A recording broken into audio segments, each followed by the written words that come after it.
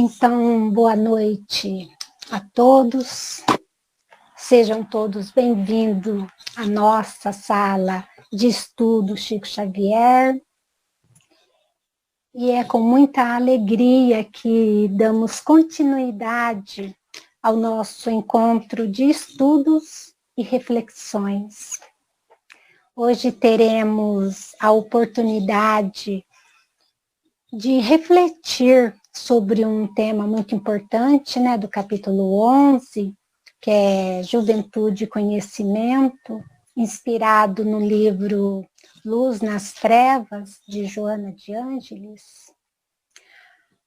A nossa benfeitora espiritual nos convida a pensar sobre o valor do conhecimento como luz, que orienta a juventude em sua caminhada, auxiliando na construção de valores, escolhas conscientes e crescimento espiritual. Para colaborar conosco nessa reflexão, convidamos com muito carinho o nosso nobre palestrante da noite, Elias Machado, da Associação Espírita e Missionária de Jesus, de Recife, Pernambuco, que aceitou compartilhar suas reflexões e aprendizados sobre essa temática tão atual e necessária, que possamos abrir os nossos corações, as nossas mentes, para acolher os ensinamentos que serão trazidos, certos de que toda palavra edificante sempre encontra terreno fértil, quando estamos dispostos a aprender. Mais uma vez, seja bem-vindo. E antes de passar a palavra ao nosso nobre da noite, eu vou ler uma mensagem de um ser iluminada, intitulada Nunca desistir de crescer e lutar pelos seus sonhos até se tornarem realidade. É um título um pouco grande, mas a mensagem é bem profunda e linda. E começa assim: correr atrás dos sonhos é ter coragem de não desistir, mesmo quando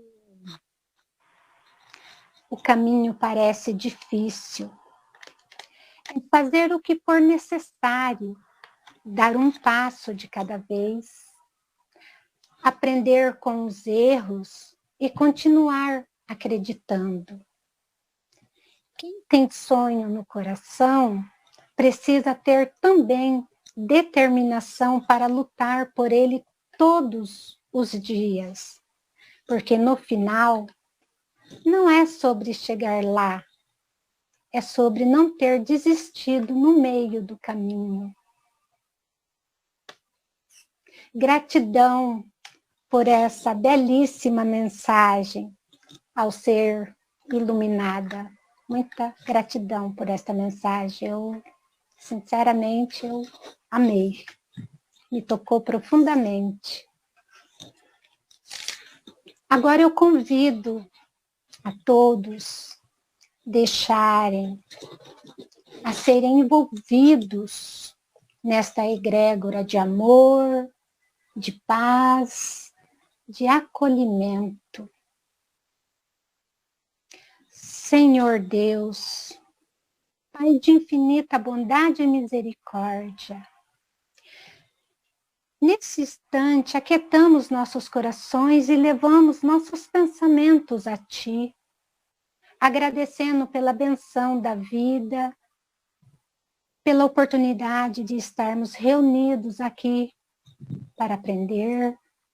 Agradecemos pelo amparo espiritual que sempre nos envolve e pelos bons espíritos que nos inspiram e nos conduzem nos caminhos do bem. Pedimos, Senhor, que envolva este ambiente em tua luz, em tua paz, harmonizando nossos pensamentos e sentimentos, para que possamos aproveitar com proveito os ensinamentos desta noite. Abençoa o nosso irmão Elias Machado, inspirando suas palavras para que sejam instrumentos de esclarecimento, consolo e esperança para todos nós.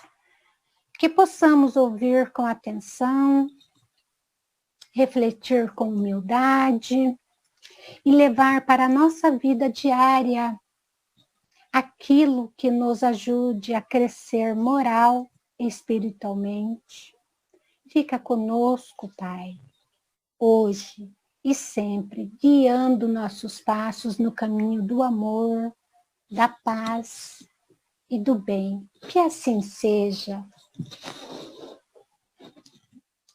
Elias, nosso irmão abençoado da noite, a palavra é toda sua. Fique à vontade, você está em casa. Obrigado, querida irmã. Agradeço as palavras da irmã aí, na referência ao nosso trabalho. Está me ouvindo bem, todo mundo? Boa noite, meus irmãos. Boa noite, dona Maria. Boa noite, Maria. Seja bem-vinda. Sejam todos bem-vindos. Para quem não, quando eu estava na prece, eu não vi entrar, boa noite.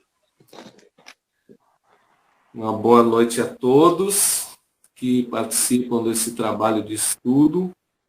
Eu começo agradecendo o convite da direção desse trabalho, para que a gente viesse aqui, tivesse a oportunidade e a bênção de estar aqui com esse grupo iluminado e realizar esses estudos que são tão importantes para todos nós. Todos nós não estamos aqui por acaso, porque esses estudos são importantes para nós, então por isso que nós estamos aqui.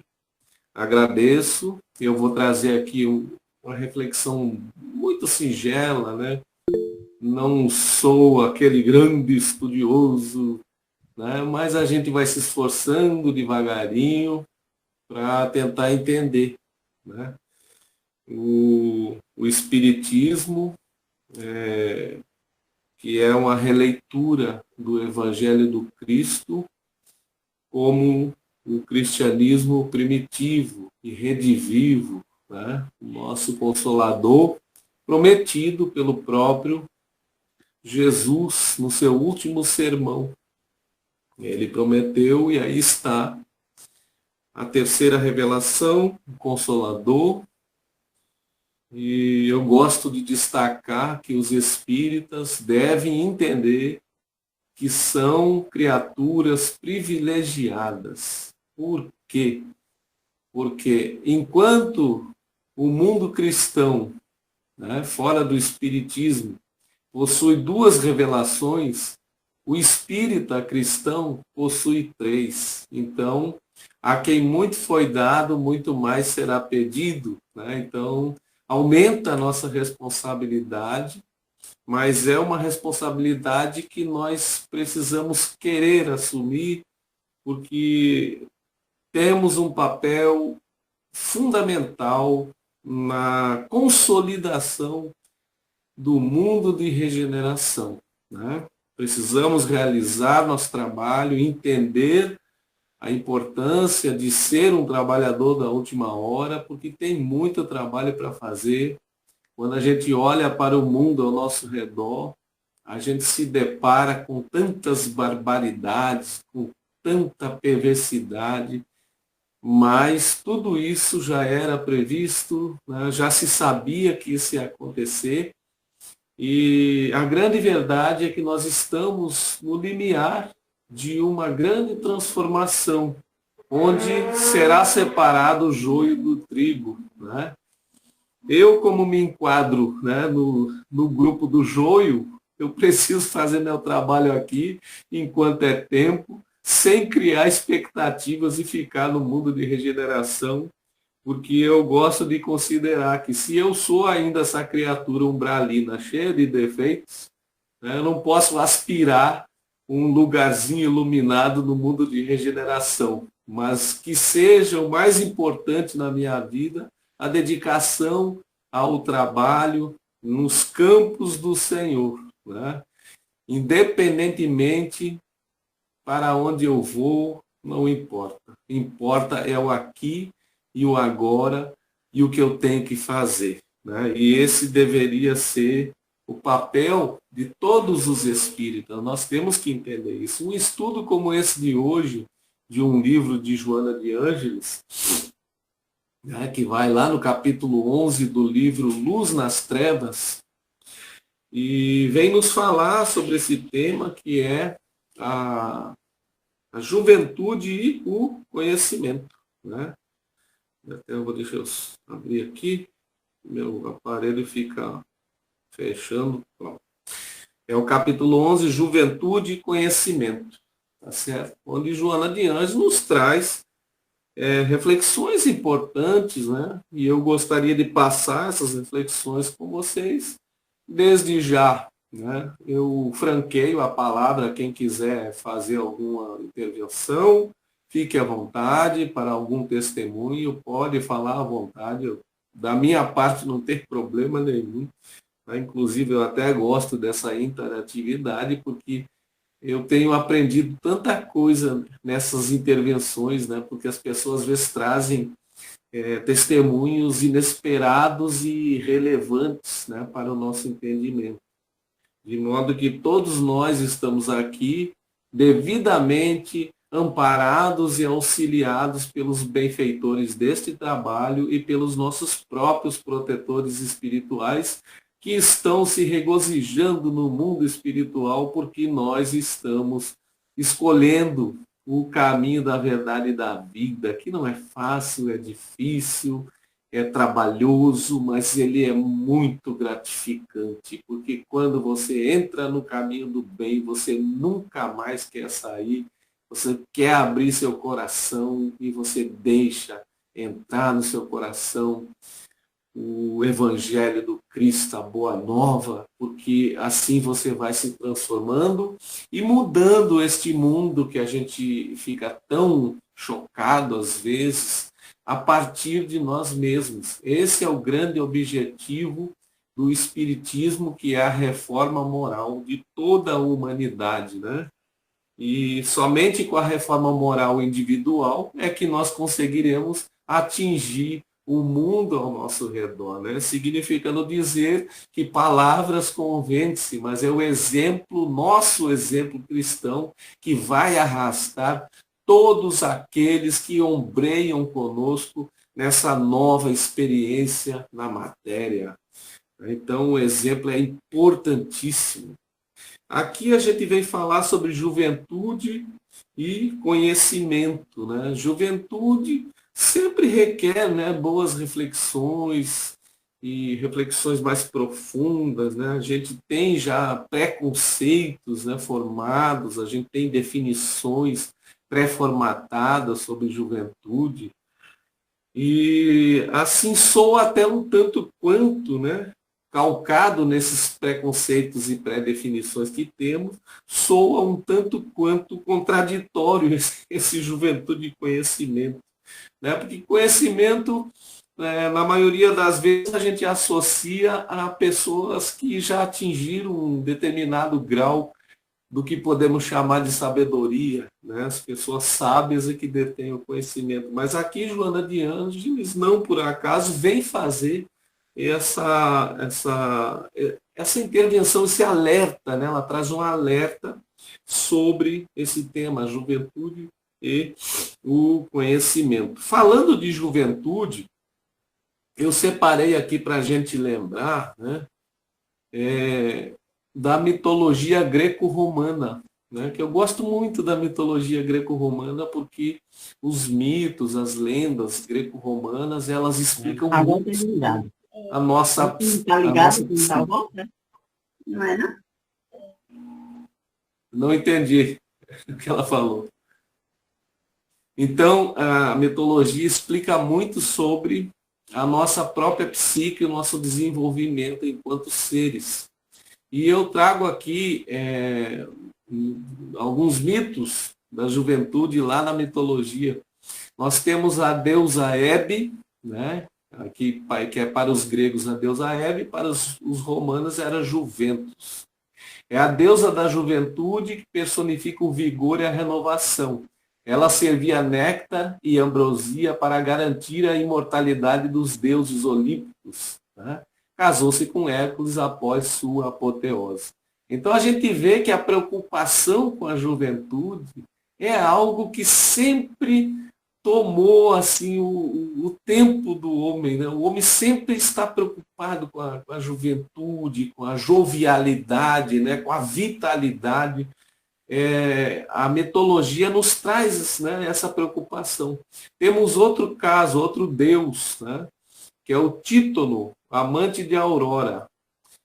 Aurora, né, foi pedir a Zeus que ele vivesse para sempre, mas esqueceu de pedir juventude eterna.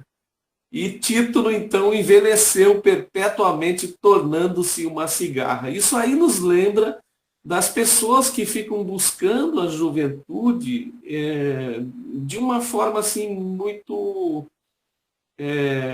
específica, né? Sem lembrar que a juventude é uma fase, né? Juventude material, eu estou falando. Né? Então, aqui nessas mitologias, a gente vê a preocupação com a juventude da matéria, né? E a gente vê que essa deusa aí cometeu um erro. Né? Ela foi, pediu a Zeus, Zeus concedeu e deu a imortalidade ao amante, né?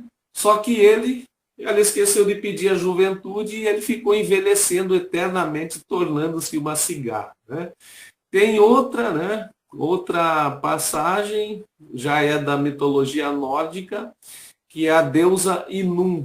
Ela era guardiã das maçãs douradas, que ao serem consumidas, rejuvenesciam os deuses nórdicos, simbolizando a poesia e a imortalidade. Então a maçã, né, até da nossa própria mitologia, do Gênesis, de Eva, né, que ofereceu a maçã a Adão, era da mitologia nórdica também. Mas por que eu trouxe essa mitologia?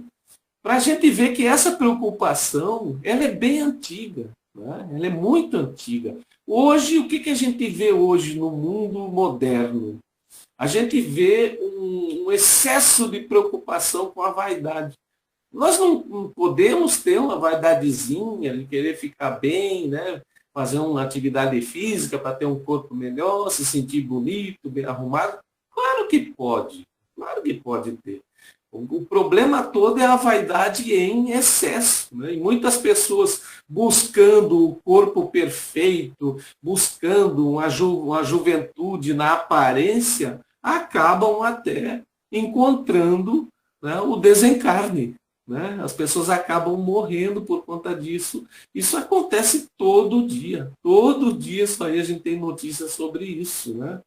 Eu, particularmente, não assisto TV aberta há mais de 20 anos, mas eu vejo na internet, né, nos noticiários, eu vejo o que acontece. Então, as pessoas acabam se perdendo um pouco nisso. Né? Quando a gente olha no Instagram, por exemplo, né, que a gente vai dar uma folheada ali no Instagram, a gente vê um mundo perfeito, as pessoas mais bonitas, as pessoas mais belas, não sei. E eu sou meio que desligado de certas mudanças da tecnologia. Aí outro dia eu estava vendo as pessoas assim, muito bonitas, muito. Poxa, caramba, as pessoas estão melhorando, né, seu aspecto. Aí a minha esposa do lado disse, deixa de ser besta, rapaz. Isso é filtro. Eu nem imaginava que existia esses filtros. Ou seja, se pegar essa minha cara aqui, não muito bonita, né, e colocar num filtro, eu fico parecendo um Brad Pitt, né, um Alain Delon, sei lá, um cara desse aí bonitão. Né? Então, a gente fica pensando, e dali eu já busquei uma reflexão, eu pensando, poxa, mas por que as pessoas fazem isso? Né? Mas fazem, né? As pessoas fazem. O pior de tudo é que elas fazem, na busca incessante por uma beleza, por uma a aparência jovial, a aparência de juventude perante as pessoas, né? Mas Joana de Ângeles, então, ela traz essa reflexão. E ela começa esse texto, eu estou com ele aberto aqui em 3 computadores, né? O que der problema eu leio no outro, né? Ela diz assim, ó, disse que jovem é todo aquele que biologicamente experiencia uma existência breve, isto é, que ainda navega nas águas mansas do organismo em formação em curto período de vida, né? Bem, a gente sabe, né, obviamente, que o período da infância, né, ela vai dos 0 anos até mais ou menos ali os 12 anos, né, quando começa o período da puberdade, a pré-adolescência, já está ingressando na adolescência, que se estende até seus 18 anos, 19, né, dependendo da classificação etária que se faça. Mas eu acho que é aceitado a adolescência até os 18 anos, né? Curiosamente, quando a pessoa, pela nossa lei brasileira, atinge a maioridade civil e penal, né? Mas realmente é uma fase em que o ser está se desenvolvendo, né? Ele está ingressando naquele processo cognitivo, principalmente nos primeiros anos, né? Onde a gente vai aprendendo a caminhar, aprendendo a dar os primeiros passinhos, aprendendo a falar, vai se desenvolvendo, né? Aos pouquinhos. E ela fala aqui, né, que ainda navega nas águas mansas do organismo em formação. Realmente é assim, né? Inclusive, Jesus nos lembra, né? Lá em uma de suas passagens, ele diz, né, os discípulos tentando impedir ali que as crianças chegassem, porque os pais levavam as crianças para ser abençoadas pelo profeta, e os discípulos impediam, ele disse, não, deixai vir as minhas criancinhas, né? Por quê? Porque ele está trazendo o grande ensinamento da pureza das crianças. Aqueles que se assemelharem a essas crianças, né, então, ingressarão no reino dos céus, né? Mas, antes de ser espírita, a gente fica imaginando que é um reino geográfico, né? Um reino dos céus, em cima das nuvens, com um trono, com um rei, com um palácio, com um monte de coisa de um reino. E a gente, como espírita, descobre que o reino dos céus, na verdade, é dentro de cada um de nós, né? Como Jesus mesmo diz, e as pessoas não entendem, o ingressar no reino dos céus seria despertar em nós a pureza para que a gente, então, abra o coração, ingressando num estado sentimental, psicológico, de reino dos céus, né? Um momento de graça, um momento de transformação para algo melhor, né? Isso é o reino do céu. E ela continua dizendo, a mocidade é, portanto, um período que faculta o desenvolvimento das faculdades orgânicas e psíquicas. É realmente assim, né? O desenvolvimento psíquico, ele começa com a interatividade com os outros seres humanos da própria família, inicialmente, e depois dos períodos escolares, né? Inclusive, eu tenho até um comentário para fazer sobre isso, porque na minha época, porque eu não sou tão jovem assim como vocês imaginam, eu acho que vocês estão olhando para mim pensando que eu tenho 20 e poucos anos, né? Mas eu já tenho 57, terça-feira que vem eu faço 58. Mas brincadeiras à parte, eu gosto de destacar que lá na minha época, que eu era uma criança, já há muito tempo, né? Faz tanto tempo isso que eu nem me lembro mais. Mas lá eu estudei, comecei a estudar na escola aos 7 anos de idade, né? E hoje as crianças já com 2 anos de idade já estão em escola, gente. Às vezes os pais, né, colocam as crianças na escola para se livrar das crianças. Vê que interessante, né? Na verdade é isso mesmo, porque muita gente não trabalha formalmente, né? Trabalha em casa, obviamente, mas fica em casa e não cuida, e coloca a criança lá numa escolinha qualquer aí da vida para que fique sendo cuidada por outras pessoas, né? Seria um processo de delegação do processo educativo para terceiros, é uma terceirização da educação das crianças. E hoje a gente vê tantos absurdos na nossa infância, na nossa adolescência, e provavelmente essa é uma das razões, né? Porque o pai, a mãe, a família, o avô, o gato, o cachorro, galinha, que tem o seu papel fundamental na formação cognitiva e psíquica de uma criança, né? Num período tão importante, isso aí é delegado para pessoas que a gente nem conhece. A gente nem sabe direito quem é o professor da nossa criança, a tia, que nem sabe direito, sabe mais ou menos ali, mas nem se interessa em se aprofundar e saber. Então, é um problema que eu identifico. Né? Será que deveria ser assim? Será que a gente tinha que colocar nossas crianças com 2 anos já dentro da escola? Antes o negócio não estava melhor, não, entrando aos 7 anos, 6 anos, sei lá, não sei como era melhor. Né? É importante o período escolar? É extremamente importante. Né? Porque a criança, então, passa a ter contato com a sociedade. Né? Primeiro, ela se relaciona com crianças da sua idade ali, né? Vai desenvolvendo algumas competências psicológicas ali, né? Vai um processo de aquisição sentimental. Mas será que antes disso é tão importante assim, a gente jogar nossas crianças no mundo? Não sei, né? Eu não sou da área de educação, mas eu questiono veementemente essa situação, inclusive essa é a minha posição, e eu não abro mão da minha posição. Mas então ela fala sobre a faculdade orgânica e psíquica, né? Então, ela está falando aqui do aspecto meramente material. E ela diz assim, ó, é nessa fase que se define os quadros das atividades que devem ser aplicadas no processo de crescimento intelectual e moral. É o tete-a-tete, né? É o jovem, né? A criança, o adolescente, já começando a ter os relacionamentos. Né? E é outra coisa também que eu destaco. Né? Os nossos adolescentes estão cometendo suicídio, gente. Os índices de suicídio eles estão crescendo exponencialmente entre os adolescentes e crianças também e idosos. O que está acontecendo? Tem alguma coisa errada nesse processo. Não é possível. A gente está vendo jovens, crianças, adolescentes que não sabem lidar com a rejeição.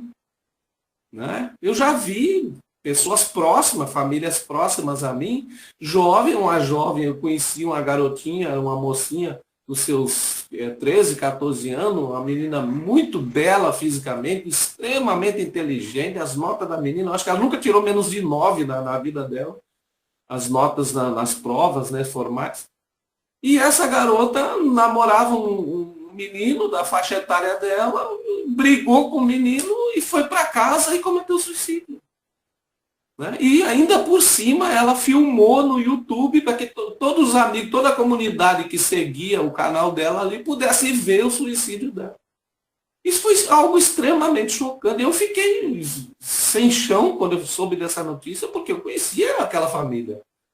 E o que acontece? Né? A gente não está sabendo lidar com isso. Né? A gente não vai culpar os pais, porque os coitados já estão sofrendo uma situação dessa. Mas é um processo, digamos assim, social. A própria sociedade ela está indo à falência nesse tipo de situação. Porque os jovens eles têm que ser orientados. Quer ver uma coisa interessante que eu observei? Hoje em dia não se leva a criança para um velório. Eu vou nos velórios, né? As pessoas vão desencarnando, a gente vai. Às vezes eu sou convidado para falar, fazer o evangelho no velório, eu vou. Mas não se vê criança. Aí a gente pergunta, não, mas as crianças, não é bom trazer, porque não sei o quê, que a criança não pode. Por que não?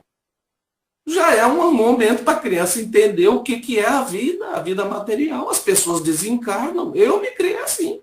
Eu não tenho nenhum trauma de ter visto meu avô num caixão, num velório, já sentindo ali o processo do luto. O luto é importante, gente.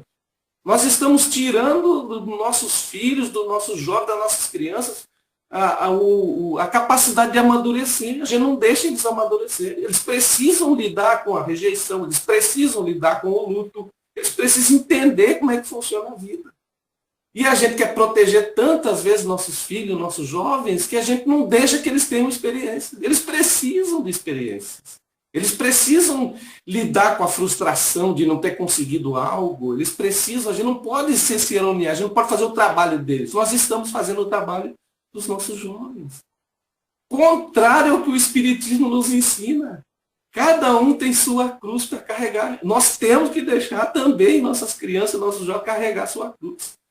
Porque senão, amanhã depois, eles são adultos incompetentes, frustrados. Não sabe lidar com um não. Uma namorada que ele conheceu ontem diz um não, o cara vai lá e se mata. Ou mata a namorada. Porque a vida perde o valor, a vida banalizou. Tá? Então, nessa fase que Joana está destacando. Vamos em frente, né, minha gente? Eu falo mais do que o homem da cobra, tem que ir em frente com o estudo. Aí ela continua dizendo assim, ó, há, no entanto, do ponto de vista psicológico, uma visão especial em torno da juventude moral e emocional. Agora ela já entrou, né, no objetivo dela aqui. Que se apresenta em qualquer idade, quando não existem fatores de perturbação e extravagâncias no trânsito carnal. Né? Então ela já coloca que há um ponto de vista psicológico, uma visão especial em torno da juventude moral. Então ela já apresentou para a gente, ele estava falando de juventude material, né? Juventude cognitiva, juventude na matéria, se desenvolvendo, né, no processo encarnatório. Aqui ela já colocou juventude moral e emocional, que se apresenta em qualquer idade. Eu gostaria de destacar aqui uma coisa que eu falo. Eu observo, né, de pessoas da minha faixa etária que parece que não tiveram as fases da sua vida, né? Talvez elas também suprimiram por algum motivo, não sei. Às vezes até a pessoa não tem nem culpa, né? Suprimiu porque precisou trabalhar muito cedo, esse tipo de coisa. Mas a maioria a gente sabe que não foi assim, né? Então, pessoas da minha idade, com 58 anos, parecendo uns adolescentes velhos, que não sabem lidar com a vida. Né? Homens casados que querem ter namoradinha fora, querem ter... Minha gente, né? Eu chamo de adolescentes velhos, pessoas que não sabem lidar com a vida. Daí que eu lembro, que eu coloco, que eu, né, falo de novo. Nós precisamos saber viver as fases da vida. Nós, no contexto familiar, nós temos que trabalhar no sentido de que as pessoas vivam as fases da sua vida. A gente não pode fazer tudo pelos outros, a gente tem que deixar as pessoas carregar a sua própria cruz. Porque nem Jesus falou isso. Ele disse, você quer me seguir? Então tome a sua cruz e me siga. Ele falou, não, você traz sua cruz aqui que eu vou carregar para você e você fica na boa e eu carrego, tá bom? Beleza, estamos entendidos. Ele não falou isso. Ele leve, traga a sua cruz, carregue você mesmo a sua cruz e eu vou lhe ajudar. Ajuda-te que o céu te ajudará. Né? E ela lembra, então, aqui dessa adolescência, né, dessa juventude moral e emocional que se apresenta em qualquer idade. Mas também tem um aspecto positivo. Da pessoa que atinge determinada idade e continua aquela pessoa jovial. Não necessariamente ser um adolescente, mas uma pessoa que tem um sentimento de jovialidade, um pensamento de jovialidade. Isso não é ruim, isso é bom, né? Porque ela vai falar isso aqui mais na frente. É quando não existem fatores de perturbação e extravagância no trânsito carnal. Né? Por essa razão, disse que todo aquele que pode olhar para trás com serenidade, aqui ela está falando da pessoa que tem jovialidade. Pode olhar para trás com serenidade, que possui beleza e vive a beleza. Que se entusiasma com um raio de sol, uma gota de chuva, é jovem, encontra-se em plenitude de força. Aqui já é o aspecto positivo da pessoa que sabe lidar com as forças da vida e da natureza. Né? Porque tem pessoas, às vezes, com 20 anos de idade, que você olha e essa pessoa é um velho. Né? A pessoa já caducou com 20 anos de idade. Né? Não experimenta as coisas, não sente, não vê o belo da vida, né? Não vive a vida como deveria viver. Né? Se fala tanto no meio social em viver a vida, mas apenas no aspecto material. Né? Mas cadê que a gente aproveita as coisas boas que a vida tem, que a natureza nos proporciona? não é verdade? O prazer de você estar em família e tomar um café junto, né? O prazer de se reunir em família, como se fazia um tempo atrás, hoje em dia já nem se faz, que é todo mundo correndo. Mas a gente fazer um almoço de domingo, sentar ali, falar besteira, contar mentira, né? Comer aquela comida boa que a mãe fez ou o pai fez, ou a gente está perdendo essas coisas. Por que, que nós estamos perdendo isso? Né? Por quê? Por que, que nós não proporcionamos mais isso nas nossos lares, nossas casas, nossas famílias? Né? Por que, que a gente não retoma esse tipo de coisa que a gente perdeu? Por que, que hoje todo mundo tem que estar com o celular na mão, gente? Né? Todo mundo sabe, todo mundo sabe. A gente vai em qualquer lugar, a gente vai no centro espírita. Antes da palestra está todo mundo lá assim. Ninguém olha para ninguém, ninguém fala com ninguém, ninguém se conhece mais, não sabe nem o nome das pessoas mais. É todo mundo no celular. Olhando, a maioria é besteira. Porque há 20 anos a gente não tinha celular e vivia. Né? Interessante, a gente devia dizer isso para as pessoas hoje. Né? Na década de 90, até a metade da década de 90, a gente não tinha celular e vivia muito bem. Por que, que agora a gente tem que estar o tempo todo olhando o celular, olhando rede social? Não, mas eu tenho que olhar. Não, o que fulano postou. Eu quero saber o que fulano postou. Por que, que eu tenho que estar olhando o WhatsApp o dia inteiro? Eu confesso para vocês que eu me envolvi nesse negócio, me dei conta, hoje em dia, eu já, grandes, largos períodos do meu dia, eu largo o celular num canto. Não quero nem saber. Depois eu olho lá e atualizo alguém que quer saber alguma coisa e tal, marcar alguma palestra, Mas a gente não precisa, a gente tem que curtir mais um ao outro.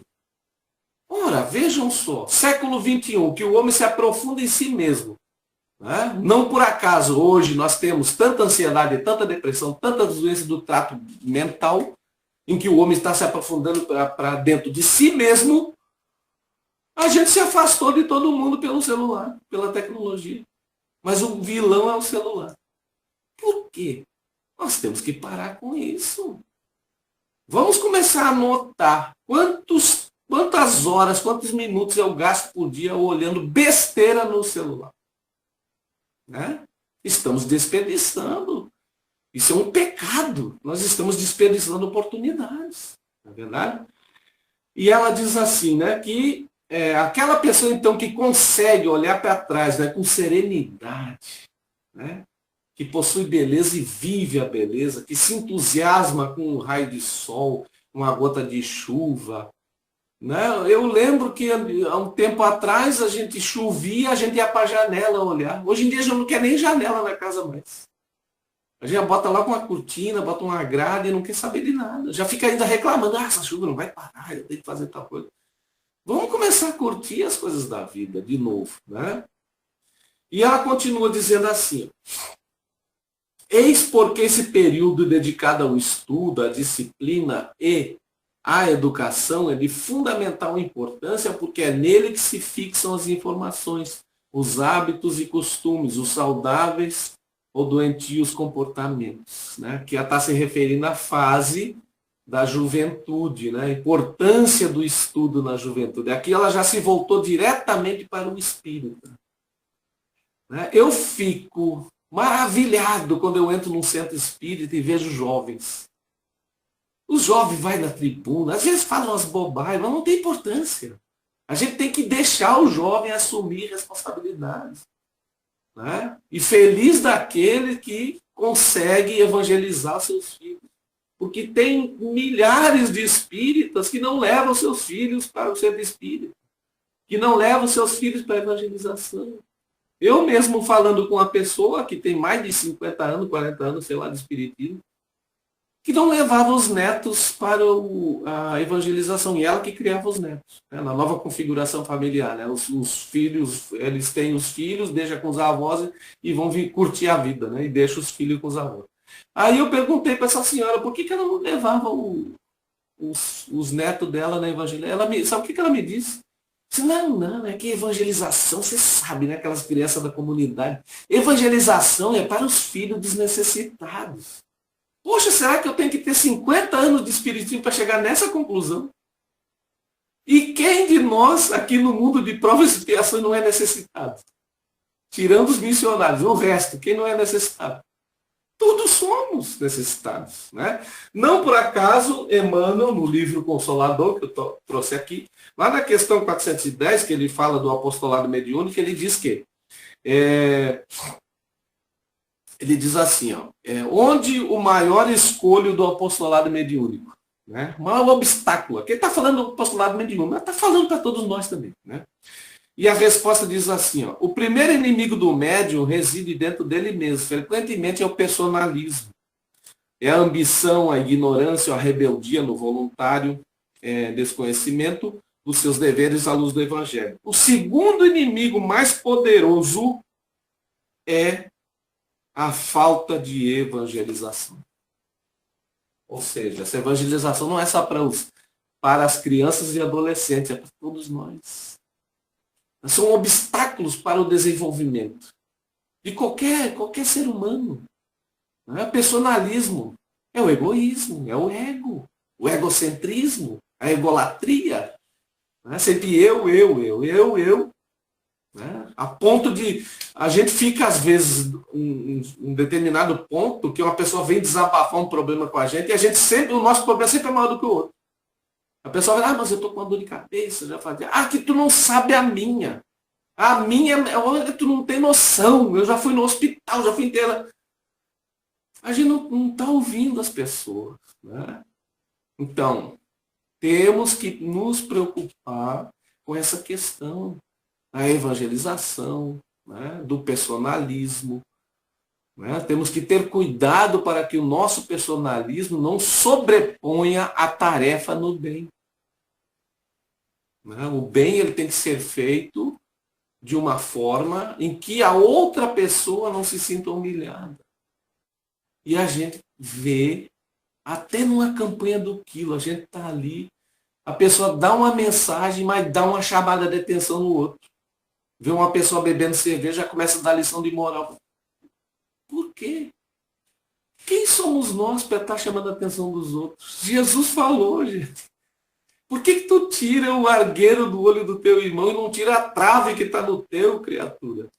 Né? Nós continuamos fazendo as mesmas coisas que nós fazíamos há 2000 anos. E quando que a gente vai mudar? Né? Vamos lá. Ela fala também aqui desse processo, né, de aquisições, né, de esse ir e vir, o tete a tete, né, que eu gosto de falar, da fase da juventude, né, em relação ao conhecimento e aquisição, né, de informações, hábitos e costumes ou vícios. Né? Aí já parte, né, esse parágrafo aqui está falando para os pais, para os responsáveis. Não é verdade? Nós temos que estar monitorando os nossos jovens. Eu falei do jovem no centro espírita, você tem que soltar, mas não 100%. Você deixa ele trabalhar, se desenvolver. Até porque se não tiver jovens no centro espírita, vai fechar. Porque os idosos vão desencarnar. Não é feito o nosso querido aqui, o Tito, né, que vai ficar imortal para sempre, envelhecendo para sempre. Isso aí é a mitologia, a gente não vai ficar para sempre. Né? Então nós temos que monitorar também dentro de casa. Nós temos que monitorar nossos adolescentes, nossas crianças, nós temos que auxiliá-los no processo de desenvolvimento. Mas tem muita gente que quer impor as coisas de qualquer jeito. Não é assim. Nós temos que auxiliar esse desenvolvimento. Por quê? Se observarmos que uma criança está, digamos assim, despertando nela um sentimento de vício feito um egoísmo, um orgulho, a gente tem que cortar o mal pela raiz. É o momento do aprendizado, é o momento em que ela está mais suscetível. Está aqui no Livro dos Espíritos. Na infância, por que existe a infância? Para que exista o processo educativo. E o processo educativo ele é mais suscetível ao ser humano no período da infância e da juventude. É onde o papel de quem educa, o papel de quem tem a responsabilidade se destaca mais. É muito importante. Todos nós aqui somos um desenvolvimento, um conjunto de informações, um conjunto de aprendizados E quem de nós não lembra conselhos que a gente recebeu lá na infância? Eu lembro diariamente. Às vezes vou fazer uma besteira ali, pisar fora do riscado ali, eu me lembro do que a minha mãe me disse lá quando eu tinha 4, 5 anos de idade. Né? Então, houve ali uma preocupação. Mas se não houvesse, hoje eu pisaria fora do riscado. Né? E ela diz assim, ó, conhecimento intelectual e desenvolvimento moral são asas que permitem os voos às alturas da sabedoria, da alegria de viver e o estado luminoso, estado sagrado, né? Essas palavras bonitas que o Joana de Deus usa, né? Está querendo falar do que é sagrado. Então, conhecimento intelectual e desenvolvimento moral, as duas asas da criatura humana. E a gente vê a humanidade muito desenvolvida em uma dessas asas, que é o conhecimento intelectual. Nós atingimos um ponto de tecnologia que a gente não tinha condições de imaginar há 20 anos. Hoje você vê uma criança com um smartphone na mão fazendo uma chamada de vídeo para o pai que está lá nos Estados Unidos, ou está lá no Japão. Né? As distâncias encurtaram, então a gente está num nível de tecnologia. A gente tem hoje em dia a IA, né, que também se torna um perigo. Mas o que a IA pode fazer? A inteligência artificial está fazendo coisas impressionantes. E isso aí, para o lado positivo, isso pode ser usado para grandes inovações na humanidade. Então a gente tem o conhecimento intelectual, né? Nossos cientistas estão muito avançados. Né? Começando lá com Einstein, que quebrou um paradigma na ciência e trouxe algo totalmente inovador. A partir dele, a gente está se desenvolvendo na física, na química, na biologia, que ninguém imaginava. Até no espaço sideral, o homem daqui a pouco está viajando numa nave espacial para outro planeta, gente. E isso é factível, isso é realidade, isso não é filme de ficção científica. Isso é realidade. Né? Tem vários países que já estão pisando na Lua de novo. A China, a Índia, o Japão, os Estados Unidos de novo. Estão voltando na corrida espacial. E aqui dentro também. Na área de saúde, por exemplo. Quando a gente falava lá na até a década de 80, quando a gente falava que uma pessoa estava com câncer, você falava até baixinho, porque é como se aquela pessoa já tivesse morta. Hoje em dia, né, até com um diagnóstico precoce ali, bem feito, a pessoa supera isso. Né? A minha mãezinha espiritual, que faz trabalho com vocês, que é Miranele Burege, a minha mãe espiritual, ela, não sei se você sabe, né? Ela também sofreu um processo de câncer de intestino, com metástase extremamente grave, mas ela superou com amor, com trabalho, com uma série de coisas, porque aquela mulher é fantástica, né? E está aí, fazendo palestras com aquela alegria, né? Levando amor por tudo quanto é lugar que ela vai. Ontem, inclusive, eu estava com ela. Até agradeço aqui o grupo, né? As pessoas que produziram aquela canção, né? Que foi recebida de forma mediúnica e ficou belíssima e emocionante. Eu chorei quando escutei aquela canção. Mas veja, é um caso desses. Hoje em dia, a ciência, na área de saúde, ela está muito desenvolvida. Né? Então, mas só que as duas asas, elas têm que estar equilibradas. E nós, espíritas, temos um papel importantíssimo nesse processo do desenvolvimento moral. Por isso, o postulado da doutrina espírita é a reforma íntima. Esse é o principal objetivo do espírita, realizar a reforma íntima. Para que as asas, então, se equilibrem. Quando a humanidade equilibrar essas duas asas, ela vai ingressar num estado de desenvolvimento nunca imaginado. Agora, quando vai acontecer, vai depender de nós. Né? Nós mesmos, os espíritos, já podemos começar a trabalhar nisso. Se não começamos ainda, já está mais do que na hora. Né? E ela continua dizendo... comumente se diz que é necessário desfrutar da juventude e dos prazeres da mocidade numa alegação de que os gozos embriagadores são exclusivos desse período. Né? Eu já falei para vocês dos meus colegas velhos adolescentes, né? Parece que não saíram desse processo ainda. Né? Os adolescentes velhos, né? É o cara com roupa de adolescente, de jovem, já faz logo uma tatuagem no braço, aquela coisa. Nada contra quem tem tatuagem, mas é uma característica das pessoas. Né? E eles fazem isso e vão para balada, para farra, bebê. E em casa tem uma esposa, já tem filho que está casado. Meu Deus do céu, né? Mas não é um exclusivo da fase da juventude. A gente vê muitas pessoas falando ainda hoje em viver a vida. O que é viver a vida? Jesus disse para a gente, eu vim para que tenham vida e a tenham em abundância. São tipos de vida diferentes. Nós estamos falando da vida material aqui, que é gozar a vida. Mas Jesus fala da vida espiritual. Né? O espírita precisa entender essa diferença. Nós temos que priorizar o viver a vida espiritual. A partir daqui da matéria. A gente já pode começar hoje. Né? O aprimoramento do sentido psicológico da vida cede lugar à usança das sensações agradáveis, mas que possuem tóxico destruidor, que se manifesta depois em forma de mazelas perversas. Né? Ela está falando aqui do prolongamento de situações que poderiam ser corrigidas lá atrás. Isso aí se desenvolve ao longo de toda a existência. Tanto mazelas físicas como mazelas morais. Algumas dessas satisfações que alucinam pelas fortes imposições geram dependências escravizantes, um pesado e semidestruído fardo para ser conduzido. Mas não é tarde para a gente corrigir, né, gente? É uma coisa que o Espiritismo nos ensina, né? Que a idade ela é biológica.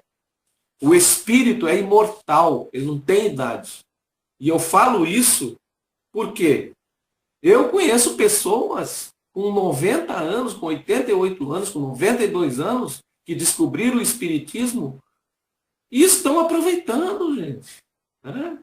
Estão aproveitando. Teve um caso curioso de uma senhora que era católica, muito, né, frequentadora, praticante mesmo do catolicismo.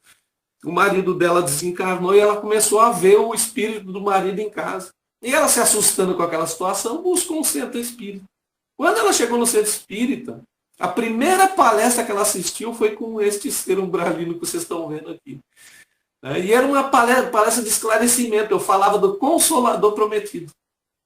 E que palestra apropriada, né? E ali, depois ela veio falar comigo, depois da palestra. Essa senhora, ela estava com 88 anos. Isso foi há 4, hoje ela já está com 92 anos de idade. E ela disse para mim, eu sou um espírita, eu sempre fui. E está lá, trabalhadora do centro espírita. Faz campanha do quilo, faz pedágio. E a gente, às vezes, com 57 anos, eu fico encontrando desculpa para não participar da tarefa espírita. Né? O sol está muito quente, vai pegar minha careca. Né? Hoje está chovendo muito, não dá. Vou botar meu carro na chuva. 500 desculpas, é só desculpa. Porque a gente quer dizer que nunca tem tempo. Nunca temos tempo para nada. Ah, mas o mundo de hoje é uma correria, é isso, é aquilo. Conversa para boi dormir. Fica doente para ver. Quando a gente fica doente, não fica em cima de uma cama. Num instante aparece tempo. É só ficar doente. Se você quer encontrar tempo, vai e pega uma gripe. Aí você vai encontrar tempo. Para ler um livro, para fazer um monte de coisa. Fazer live. É só você ficar doente que aparece tempo. Nunca temos tempo. Por que não temos tempo? Porque a gente não quer. Né? A nossa vivência aqui na matéria é para nós. Para a gente aproveitar. Não é para o outro aproveitar, é para nós. E temos que aproveitar. Alguém aqui sabe quantas existências já passou pela matéria? Milhares, milhões, sei lá, quantidade. E a gente desperdiçou bastante. Sabe por quê? Que eu falo isso com tanta certeza? Porque nós ainda estamos aqui. Claro que tem, né, no meio espírita, no meio católico, em todos os meios, pessoas que já são desenvolvidas, que estão ali justamente para arrastar pessoas como eu, né, para um mundo melhor, para uma vida melhor. Mas nós estamos aqui agora e temos que aproveitar. Olhar para os meus defeitos e corrigi-los, trabalhar para corrigir, através da tarefa. A tarefa espírita existe para me dar um input, para que eu faça essas tarefas quando eu não estou lá no meio espírita também. Porque eu tenho que ser cristão, não é só dentro do centro, é 24 horas por dia. Aí ela continua dizendo assim, ó,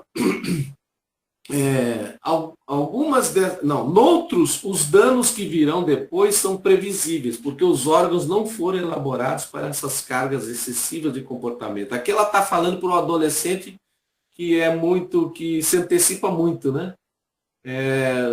Eu vou dar um exemplo, tá? Que a minha esposa trabalha em escola pública estadual e ela lida com esses jovens. Inclusive, eu já fui fazer palestra lá como advogado, né? Falar de feminicídio, essas coisas, né?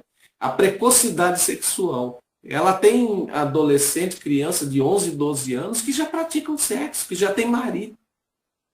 Crianças com 12, 13 anos que já têm filho. Né? É uma precocidade muito grande nas comunidades. Por quê? Porque aquele é o meio que elas vivem. A mãe dela também fez aquilo, o pai também. E tem meninas de 10 anos, 11 anos, 12 anos, 13 anos, que já apanha do companheiro, que tem a mesma idade. Né? E tragédias acontecem também. Então aqui ela está falando dessa precocidade. É uma carga que não era para aquela criança estar passando. E está havendo algum problema nesse processo. A gente fala muito da reconfiguração da família, mas será que é reconfiguração ou é abuso de configuração? Né? Não vamos criticar a configuração da família dos outros, mas será que está certo isso realmente? Até que ponto essa reconfiguração ela é boa para o processo educativo e desenvolvimento de jovens, crianças e adolescentes? Né? Então, e ela continua dizendo assim, ó, todo uso dado indevidamente à estrutura fisiológica transforma-se em agressão ao corpo. Acabei de falar. Que se corrompe sob a ação da mente que se desgoverna. Ou seja, aquele jovem que deveria estar orientando, educando a sua mente, já desgoverna a sua mente. Com sexolatria, com bebida, com droga, com prostituição, tudo isso. E vai desorganizando. Aí, que tipo de adulto será aquela pessoa? Né? As emoções defluentes dos sentimentos edificantes e respeitosos ao casulo carnal, que sempre se dilui, facultam fortalecimento das energias e estruturas que abrem oportunidades à evolução. Né? Então, aqui ela está falando do antídoto para isso. É a emoção de sentimentos edificantes e respeitosos ao casulo carnal. Cuidar do corpo e cuidar do espírito. Né? A infância humana e sua adolescência são as mais longas do reino animal. Por que será? Né? Porque nós já temos o sentimento desenvolvido. Nós já somos seres sencientes. Nós somos seres que podemos ser chamados de consciências individuais. A nossa inteligência já é desenvolvida a tal ponto que nós precisamos desse período mais longo, né, da infância e da adolescência para o amadurecimento. Muito embora, né, crianças e adolescentes sejam espíritos muito mais velhos do que os outros, mas ele, quando vem, né, e encarna, ele é acometido pelo véu do esquecimento. E ele precisa do período de amadurecimento, porque ele volta e começa a despertar. Está aqui no Livro dos Espíritos. Eu vou dizer a questão para vocês, eu sei que vocês gostam de estudar.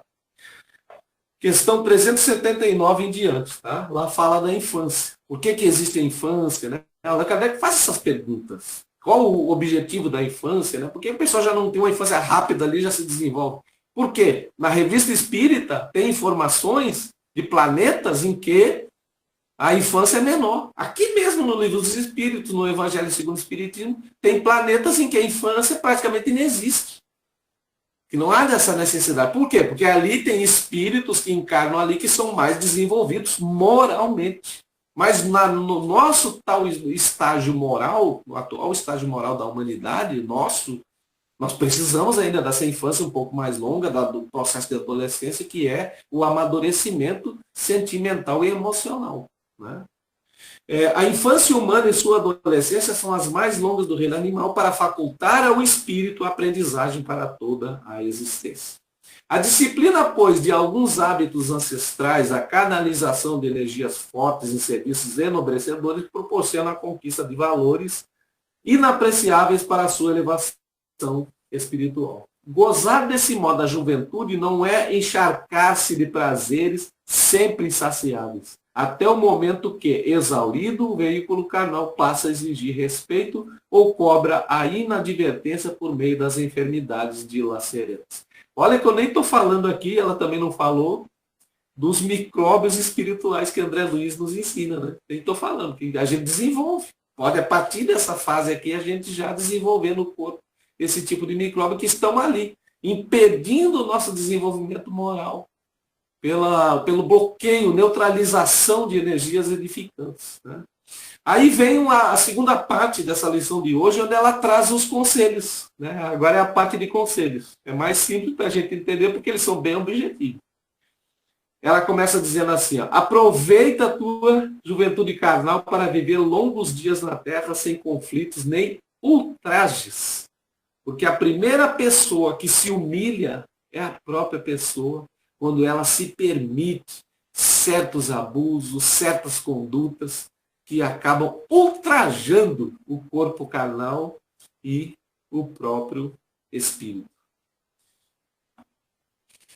Usa os teus valiosos recursos para a preparação dos períodos da maturidade e velhice. Sabe o que ela está falando aqui? Para a gente viver as fases. Viver as fases como elas são. Né? Aqui eu vou falar para meus colegas que são adolescentes velhos. Né? Eles estão na adolescência. Ou viver a maturidade e agora estão vivendo a adolescência. Faze da tua experiência carnal um hino de louvor à vida incessante, demonstrando a grandeza do existir. Né? Recorda-te dos indivíduos que, enganados pela ilusão carnal, perderam a jornada ou a transformaram num calvário para si mesmos, que vem sofrendo nem sempre com a resignação correspondente à necessidade libertadora. Vê como é que ela coloca aqui no fecho, né? Necessidade libertadora. As pessoas, quando a gente vai falar esse tipo de coisa aqui, elas não querem ouvir. Né? Porque nós, seres humanos, parece, né, e eu sou um deles, que o amor não adianta. Ele precisa da dor. E às vezes nem a dor liberta. Porque é dor em cima de dor e a criatura não muda. Né? Mas vai chegar um dia que a dor vai ser bem forte e ela vai se mudar. Porque aconteceu comigo. Eu era assim. Né? Eu precisei da dor. E uma dor bem profunda para poder começar a transformação. Né? Então, ela está falando aqui dos indivíduos enganados pela ilusão carnal. Gente, é a maioria. A maior parte da humanidade é isso aqui. Enganados pela ilusão carnal. Porque nesse exato momento tem gente dentro de igreja que está ali para receber respostas na vida material. Que procura a Deus para ter saúde, para ter dinheiro, para ter... Até a gente brincou aqui, né, sobre dinheiro no início, a minha irmã fez uma colocação bem apropriada, muito consciente. Mas é isso mesmo, as pessoas estão ali, porque ali estão vendendo Jesus como um comerciante, um Jesus que resolve tudo. Que você não precisa se transformar em nada. Ali ele vai, basta você colaborar lá com o processo, né, que você vai receber a benesse. Ou seja, a maior parte da humanidade hoje tem esse tipo de relação com Deus. Vive, né, a ilusão carnal. Quando dá problema, quando entra água no circuito, ela busca Deus. Deus resolve, ela faz uma promessa, alguma coisa desse tipo. E volta e continua do mesmo jeito. Eu tenho centenas de amigos que são assim. Né? Eu tenho amigos que perguntam para mim, tu ainda está naquele negócio de espiritismo? Né? Tem amigo meu que fala isso. Tu ainda está naquela onda de espiritismo? Agora todo mundo é espírita, né? Não sei o quê. Todo mundo no Instagram que ele vive. Né? E eu digo, não, eu ainda estou na onda de espiritismo. Respondi o que ele queria. E ele ainda perguntou para mim, mas tu vê espírito? Eu vejo. Tu fala com o espírito? Falo. Mas como é que é esse negócio de falar com o espírito? Eu digo, eu te ensino. É mesmo, tu me ensina. Ele aí se animou, né? Que falou do sobrenatural, as pessoas já querem. Né? Eu digo, olha, eu vou te ensinar a falar com o espírito. É simples. Você vai fazer o seguinte, amanhã de manhã, quando você se acordar, que você for no banheiro escovar os dentes, olhe no espelho. você vai ver um espírito. Ele, não, mas não é isso que eu estou falando. Então eu digo, sim, você é um espírito encarnado, a única diferença é essa. Né? Aí ela manda a gente, então, nos recordar desses indivíduos. Para a gente lembrar desses indivíduos que vivem enganados pela ilusão carnal. E nós? Nós ainda estamos enganados pela ilusão carnal ou não? Né? É uma pergunta íntima. Perderam a jornada ou transformaram num calvário para si mesmos. Né? Vem sofrendo e nem sempre com a resignação você fica reclamando o tempo todo. Quando a dor chega, quando a tempestade chega, elas ficam reclamando. Renova-te transformando as tuas forças juvenis. Isso aqui é para todas as idades. A força juvenil, a jovialidade, é para você ter a vida inteira. A fase de juventude e infância já passou. Mas a força juvenil, a força renovadora, a força que sempre tem uma energia, um sol dentro de si, que aprecia o mundo, a natureza, a vida, que aproveita, ela pode continuar em cada um de nós, independentemente da idade. Transformando as tuas forças juvenis e utiliza de maneira saudável, de tal forma que estará sempre jovem em qualquer idade. Mira Burégio é uma dessas aqui, viu? Tem cuidado com os hábitos mórbidos que te acompanham desde ontem. Desde ontem é das encarnações pregressas também, viu? Com aqueles espíritos com os quais te comprometeste e se transformaram em algozes. Cuida do asseio moral, qual o fazes com o físico. A gente não tomar banho, não escovar dente, né? Fazer a mesma coisa com a alma. Não te enfastie o dever ante a facilidade mentirosa do fruir e evita perder a oportunidade de cumpri-lo com fidelidade. Ninguém burla a vida desde que não a pode extinguir ou evitá-la, mesmo quando em fuga da realidade. Aqui volta para o suicida, né, que toma o ato infeliz, né, infelizmente. Não tem como a gente fugir da vida. A vida não acaba. Né? A vida é imortal. Deus nos deu e ela não acaba nunca. Então, se a gente se iludir que vai acabar com a dor, com o sofrimento, com a humilhação, com alguma coisa que a gente está passando naquele momento, está enganado. E, na verdade, tudo passa, é só suportar, é só se resignar, é só trabalhar no bem, que tudo vai passar um dia. Se és jovem biologicamente, assume o compromisso com o Cristo e penetra ali os ensinamentos hoje iluminados pelo Consolador, que se constitui na formosa oportunidade de autoiluminação. Gente, acaba de 9 horas, né, gente? Né? Eu já estou acabando aqui, viu? Eu quero lembrar, não sei se foi o Alberto ou foi a minha irmã que falou algo aí do Evangelho. No Evangelho de Mateus, capítulo 7, tem um verso lá, eu acho que é o 12, que Jesus diz assim, ó, é uma frase espírita, tá? Vocês vão se surpreender quando ler. Ele diz assim, ó, aquele que ouve os meus ensinamentos e os pratica, eu o comparo ao homem prudente que constrói sua casa sobre a rocha. Virão tempestades, virão tormentas, virão inundações, virão ventos e não a derrubarão. Mas aquele que ouve os meus ensinamentos, então no ouvido, sai no outro, e não os pratica, eu os comparo ao homem sensato que constrói sua casa sobre a areia do mar. Né? Então, está autoexplicativo, né? Ela já vai terminando dizendo assim, ó. Se és jovem biologicamente, né, assume o compromisso com Cristo e penetra-lhe os ensinamentos, hoje iluminados pelo Consolador, que se constitui na formosa oportunidade de autoiluminação. Adota-lhe a conduta e mantém-te nesse período de experiências luminíferas, né? Experiências iluminatórias, experiência que dentro dela mesmo já tem a luz, né? Com alegria, certo da vitória final. Se por acaso mantiveres a juventude interior, renova-te no amor. Luta contra os teus adversários da ilusão e transforma a tua jornada numa seara de bênçãos pelas quais anelas com sofreguidão. Não te excuses das gloriosas realizações que te estão ao alcance. Nós podemos fazer tanta coisa. O valor da existência encontra-se na maneira como é considerada por cada um dos seres humanos. Descobre-lhe o sentido psicológico e o que pensas encontrar nos prazeres rápidos, nele viverás intensamente, sem qualquer possibilidade de arrependimento ou crise existencial, porque Jesus é vida. Eu vim para que tenha vida. Serve com alegria, de modo que tudo pareça uma festa para o coração que anseia por beleza e aspira por liberdade. Né? Quem não vive para servir, não serve para viver. Quando mais tarde a experiência tiver conseguido transformar-te interiormente, cantarás o hino de júbilo e de gratidão pela juventude enflorescida, pelo amor e seu perfume, a ternura e sua magia, a caridade e sua grandiosidade. O convite de Jesus às crianças ainda não maculadas estende-se a todos aqueles que pretendem a juventude perene.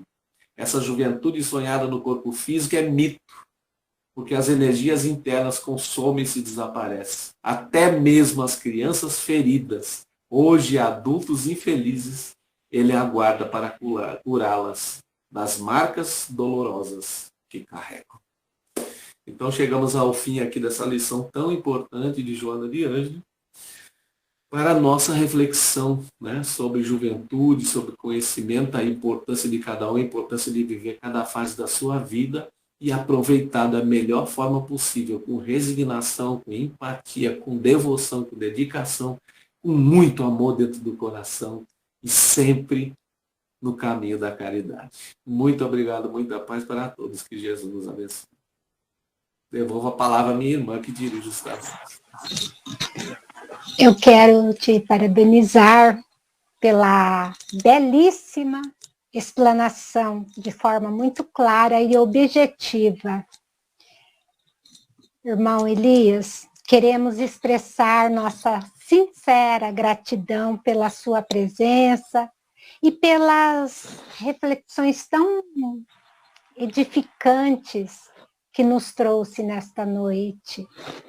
As suas palavras foram muito valiosas e convidam a pensar com mais profundidade sobre a importância da juventude iluminada pelo conhecimento, ajudando-nos a compreender melhor nosso papel na construção de uma vida mais consciente e mais equilibrada. Muito obrigada. E agora a gente abre aos demais que queiram fazer alguma pergunta ao nosso irmão Elias. Fiquem à vontade.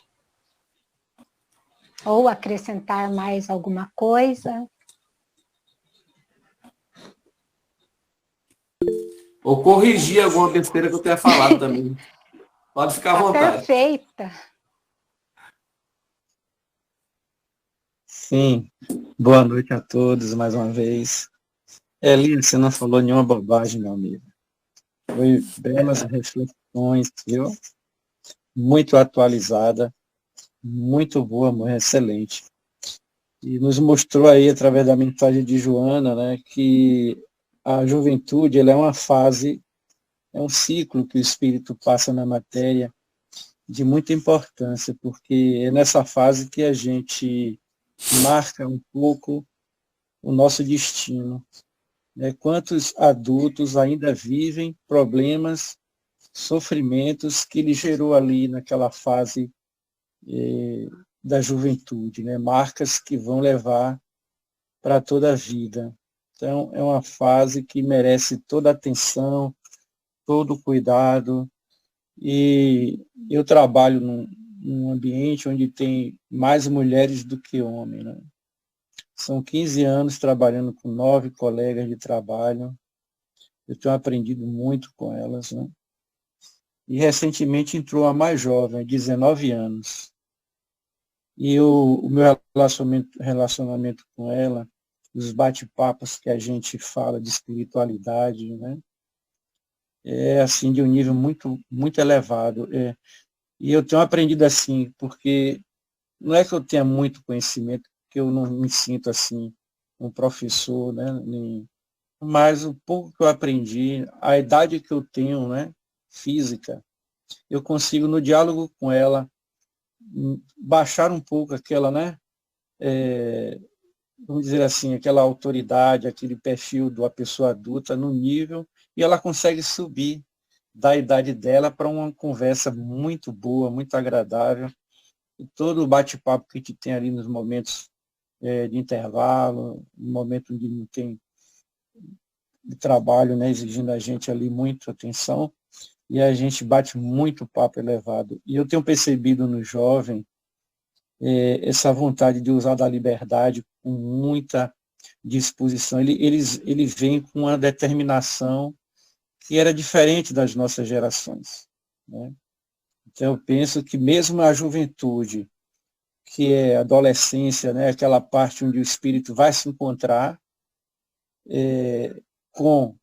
ela vai encontrar um cenário novo onde vai possibilitar ele uma reciclagem, um amadurecimento, uma mudança diante da sociedade que ela está, e chega na adolescência, ela aí agora passa do espírito, né, para o personagem ali, coisas que ela traz do passado, né, e que ela tem que lidar, não tem jeito, né?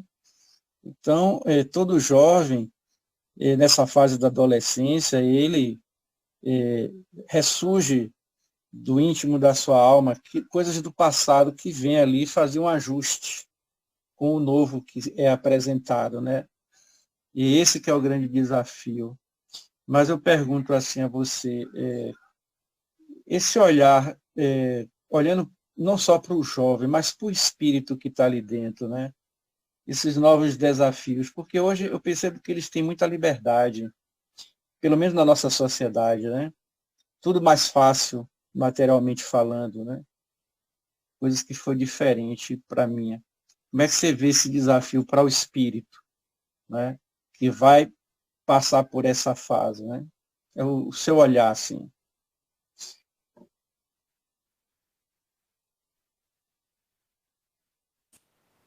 Errei aqui o botão. Eu, assim, sobre essa realidade, né, que a gente está vivendo, eu tenho muitas informações sobre isso, porque minha esposa, como eu disse, ela é professora, né, de uma escola estadual aqui, onde ela lida com crianças do 6º ano até o 9º ano. Então é um verdadeiro laboratório, né? E apesar, né, das reconfigurações da sociedade e tudo, mas a gente vê que existe uma mudança muito grande, né, de costumes, de modos, e a gente vê que, comparando-se com o nosso tempo, que as coisas parece que eram mais, assim, mais lineares, né, hoje são geométricas. A gente fica um pouco chocado com algumas coisas, mas é uma mudança. Tá? O mundo ele tem mudado bastante. E eu fico pensando como espírita, qual o meu papel nisso? Né? Porque ela, minha esposa, ela procura aplicar ali os conhecimentos do espiritismo para tentar ter um papel positivo na vida daqueles jovens, né? Que são vidas que já com 12 anos ali já estão se destruindo. E olha que eu não falei da droga, né? Porque tem muita gente também, tem meninos de 11, 10 anos ali que já pertencem à boca de fumo, já vendem, e são muito violentos. Tá? Eu acho que nós, como espíritas, temos um papel assim, muito importante nesse processo. Nas nossas atividades de evangelização infanto-juvenil, a gente tem no nosso centro, e recebe essas crianças da comunidade ali. E você tem que se adaptar a isso. Porque, embora a gente ache errado aquilo ali, porque a gente foi criado de outra forma, a gente acaba achando errado, né? É uma reconfiguração. E a gente tem que se adaptar a essa realidade. Por quê? Como espírita, nós temos o conhecimento que o nosso planeta está em transição, gente. É porque a gente esquece isso. Nosso planeta está em transição e muitos espíritos estão em suas últimas oportunidades. Eu acho que nós temos um papel assim de esclarecimento, de ajudar quando possível. Não é muito fácil, que até para ajudar é difícil, né? E eu posso falar assim que eu tenho recebido bastante, né, dessas atividades que eu faço como advogado, no meu ambiente profissional, nos trabalhos que eu faço nas instituições escolares, em universidades, não, quando eu estou falando sobre essas temáticas atuais do ponto de vista jurídico, eu vejo que a juventude eles têm uma sede de saber mais, e quando você esclarece, quando você leva o esclarecimento, eu estou falando do jurídico, eles se interessam bastante, assim, você percebe que na vida desses jovens está faltando uma figura paterna, uma figura materna, está faltando o exemplo, né? Porque muitas vezes os próprios pais deles também já não tiveram isso, né? Então, o que eu percebo é isso, né? A minha visão sobre essa realidade é que pode ser feito, né? É possível a gente mudar algo. Nós não vamos conseguir modificar e ajudar o mundo inteiro. Mas se a gente conseguir encaminhar pelo menos um jovem, 2 jovens, 3 jovens, né, para uma realidade melhor, porque o Espiritismo nos apresenta uma realidade melhor. Né? Se você partir dos princípios e postulados espíritas, você vai transformar a sua vida. Né? Não do ponto de vista material, como todo mundo espera, mas do ponto de vista moral e espiritual, você vai transformar realmente. Né? Inclusive, Alberto, ouvindo você falar, eu vi um caso de um jovem que participava da evangelização e ele nunca prestava atenção em nada do que ele era falando. E a evangelizadora queria desistir, ela já não aguentava mais aquelas crianças, e principalmente aqueles jovens.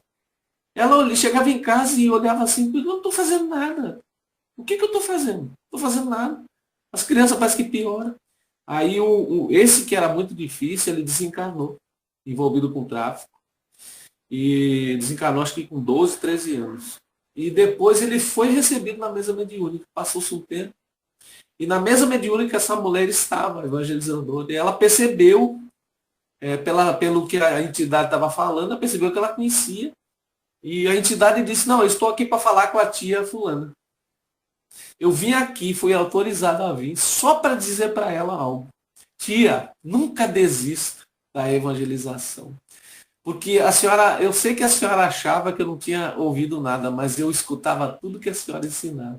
E o que a senhora ensinou para mim é o que está me trazendo algum consolo, algum conforto aqui onde eu estou. Eu fui autorizado a vir aqui porque eu precisava dizer isso para a senhora. Não desista do seu trabalho. Ele é muito importante para nós. Espero que eu tenha respondido no nome. Não só respondido, como nos ensinado. Fidelis, pode perguntar, pode falar. Elias, parabéns pela sua fala, pela sua reflexão, muito boa, muito bonita. E você falou o ponto que está acontecendo mesmo, atualidade. Eu tive também, a semana passada, 2 semanas indo para a faculdade aqui da UFBA, e minha cunhada estava tomando um curso, e aí você percebe que você tem uma quantidade de pessoas querendo alguma coisa, e tem outra quantidade também não querendo nada, mesmo estando dentro de uma faculdade, você vê aquele jovem tudo fumando droga, né? Na própria faculdade, e aí você fica assim, rapaz, como é que essas pessoas querem alguma coisa? O pessoal no campo, fumando maconha, né? Você fica assim, extasiado. Mas é aquelas pessoas jogadas, né? E você vê outro Sérgio também, né? Você tem um lado também daquelas pessoas que quer alguma coisa mesmo, enfrentando tudo, e aí você diz, né? Eu não achei essa oportunidade, como muitos aqui estão achando, jogando fora, que amanhã ou depois eles vão se arrepender daquilo que está fazendo, né? que acha uma vida estável, uma vida boa, né? E aí fica esnobando, jogando tudo fora, que aquilo depois vem um arrependimento. Eu gostei muito de sua fala aí, e eu anotei aqui, ficar buscando sempre a juventude da matéria, né? Por mais que a gente busque a juventude da matéria, a gente vai envelhecer um dia e a velhice vai cair no nosso corpo. Claro que também a gente não vai deixar de mão, tem que cuidar do corpo mesmo, né? Mas, como você falou aí, tem a fase, né? E também eu anotei aqui, jovem, eu acho que o jovem também é aquele que sempre está mantendo sua mente atualizada, né? Em todos os aspectos, né? Embora o corpo está envelhecendo, mas sua mente está sempre renovando em tudo. E eu também acho que a juventude também, como o homem também, é produto do meio, né? Se você tem um meio bom, você tem como progredir. Se você mora em um meio ruim, poucos saem dali tendo assim alguma coisa, né, para seguir. Outras Maria vai com as outras, né? Como você falou aí que sua esposa ela ensina e ela vê como está, né, a juventude, né, muito precária. E isso é a falta do que eu sempre falo aqui, isso é a falta das famílias, a falta também do pai de família, né, que tem que dar o exemplo. O mais importante é dar o exemplo, é você pedir a coisa a seu filho e seu filho não depois retrucar, dizer que você pede isso, quer isso, mas não faz. Aí fica muito feio com o pai, né? Ele quer exemplo, mas ele não dá. De maneira ele vai querer uma família, ou formar uma família boa, se ele não dá exemplo. E o mais importante para toda a família é o exemplo, né? Tanto da mãe como do pai. Então, nossas famílias deteriorizou, né, no Brasil. Você vê, outro dia, essa semana mesmo, eu estava conversando com meu irmão, ele me chamou para que ele era petroleiro, se aposentou, a gente foi para o clube, né? Eu estava conversando com ele, eu digo, rapaz, o problema das famílias e do jovem hoje é a precariedade, né?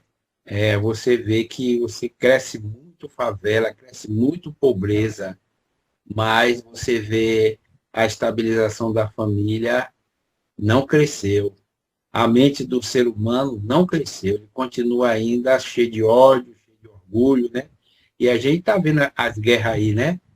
Um querendo atacar o outro, um querendo o pedaço do bolo maior, né? Um querendo ser assim, famoso, né? Por aquela passagem de guerra, por aquela liderança, e assim vai. Eu queria dizer nessa noite era isso, Elias. E parabéns mais uma vez, viu? Foi muito boa a sua fala. Obrigado, senhor Fidel. Bondade sua. Mais alguém gostaria? Se não, então vamos para o encerramento. Seu Elias Machado, nobre palestrante da noite, eu queria te dizer que eu não te vejo como um ser umbralino, eu te vejo como um ser de luz. E Obrigado. te agradecemos pela dedicação, pelo carinho e pela disponibilidade de compartilhar conosco esses ensinamentos e experiências. Que Deus o abençoe. Amém. E o fortaleça em sua jornada de trabalho no bem. E eu quero que você receba o nosso abraço fraterno e a nossa gratidão. E muito obrigada também a todos pela presença e o carinho de sempre, por essa energia amorosa que emana de cada um de vocês. Gratidão a todos, abraço fraterno para todos, principalmente a você, Elias Machado, que veio trazer a luz esclarecedora para nós. E, por gentileza, eu gostaria que você fizesse a prece final para o fechamento da noite. Claro, irmã. Muito obrigado por essa honra. Esse momento, então, de paz, de harmonia, eu convido todos a orarmos ao Senhor. Senhor Deus, nosso Pai, bondoso e misericordioso, inteligência suprema, causa primária de todas as coisas. Rogamos, Senhor, em nome de Jesus, Maria Santíssima e dos benfeitores, mentores desse trabalho, a devida permissão para encerrarmos essa atividade evangélica na noite de hoje, rogando que ela sempre se renove indefinidamente para o nosso aprendizado, nossa reflexão, nosso amparo espiritual na caminhada que ora desempenhamos. Pedimos, Senhor, que derrame tuas bênçãos sobre cada pessoa participante desta live, desse trabalho evangélico, que cada um nesse momento possa sentir tua presença na forma de amor, de luz e paz em seu caminho, em que possa estender também tua mão bondosa sobre os nossos entes queridos, nossas famílias, os próximos, os distantes, os encarnados e desencarnados, e que cada coração sofrido, Senhor, nesse momento, possa sentir tua presença diante de si, restaurando mais uma vida para as verdades evangélicas do Evangelho que nos conduzirá para o caminho da verdade e da vida.